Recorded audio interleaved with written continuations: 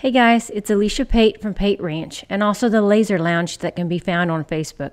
I wanted to bring you guys a video from beginning to end on how I do my whiskey barrel lids. So we're going to show a quick video from basically taking the lid as you get it from a supplier to all the way finishing it out to give it to a client who's ordered one.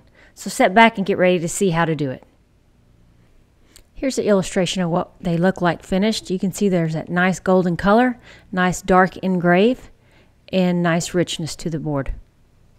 First thing you need to do is get yourself a hold of some of these. I get mine on Facebook Marketplace. Usually you can find them in your local town, but you got to do some searching. They will actually come to you dirty and loose like this. A whiskey barrel lid is not connected together. The outer ring holds it. So you're going to have to figure out a way, which I will show you, to connect all these. But it becomes basically dirty and yucky. For our shop, the best way we found to clean these up is to use a planer. You can run them through there and vary the height to leave as much color or non-color that you want. This is what it looks like with leaving more color than less. So it just depends on the look you're going for. You can also finish it up with a little hand sanding. If you don't have a planer, you can go old school and do it like this. Another option is to use the restorer tool. You can get one of these at Amazon, or there's a restorer website where you can order it. There's varying wheels that have different grits that help you get through these. This is an example on a whiskey stave and not a lid, but the same concept applies. Just knock through them and knock all the dust off the top, the dust and tar from the barrel. So now you're looking at 4 different color contrasts of lids that we've prepared. This is based on however you like the look. I kind of like a combination of the top 2.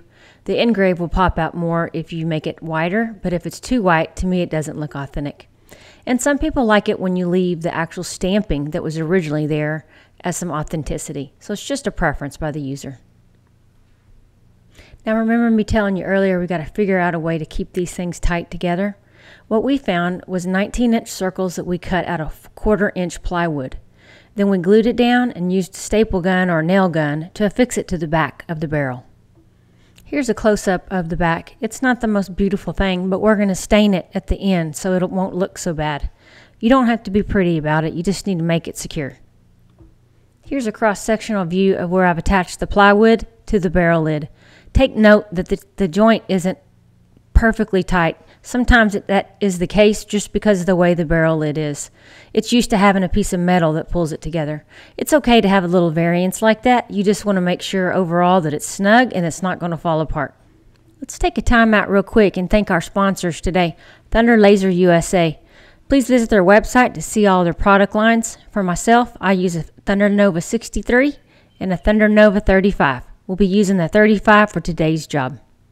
So now let's jump into light burn. You can see I'm doing 2 different engraved styles here. This first one is the Codigo. I like using the 4-inch lens on white oak, so you see my settings there. So we're always going to do a preview to make sure it looks good and see the timing. So now let's start it. Again, as I said, I like to use the 4-inch lens on white oak. You can definitely use the 2-inch, but that's just my preference. So here we go with the Codigo when complete, so now we got to clean it. For final prep for my lids, I like to use Provincial stain to really push that color down in the engrave.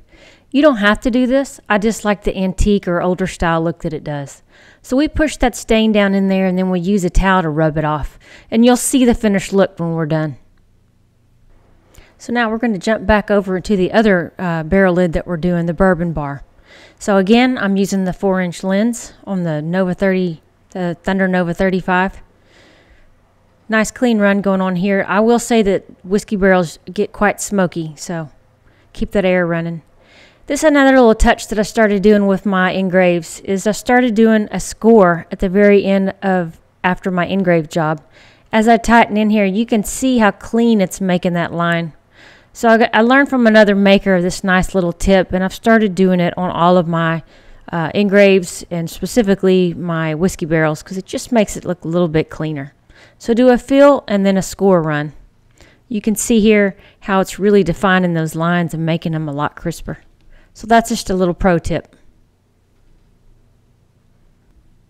And finally on this version, this is the more rustic version, we're using a little flamethrower, torch thrower to give it a little color on the edges. Makes it authentic looking. You don't have to do this. I'm going to show you another version of this that doesn't have that look, but I think this is just a nice little touch to give it that rustic look. Alright, so here's the final look of the Cody Goat and the bourbon bar with that more rustic stained going on top of the engrave. Do you remember me saying how some people like it totally white or cleaned off the whole top? This is what one looks like. We did one of those as well. All we did was finish it off with a little Odie's oil, and it sure did make it pop. So there's several ways you can do it. Totally clean like it's new, or kind of that rustic look like we did on the others. All right, so that's how you finish one of these barrel lids from beginning to end. This is the one that's got the more rustic look. All you got to do is put one of these kind of hangers on the back, and you're good to go. So I hope this was a great illustrative video for you guys. As you saw, there are several ways you can finish it out, clean or rustic. And if you have any questions, feel free to ask and I'll answer them for you. And if you're not in our laser community group, come please join the Laser Lounge, where we like to have a lot of fun and show videos like this from beginning to end. Have a great day.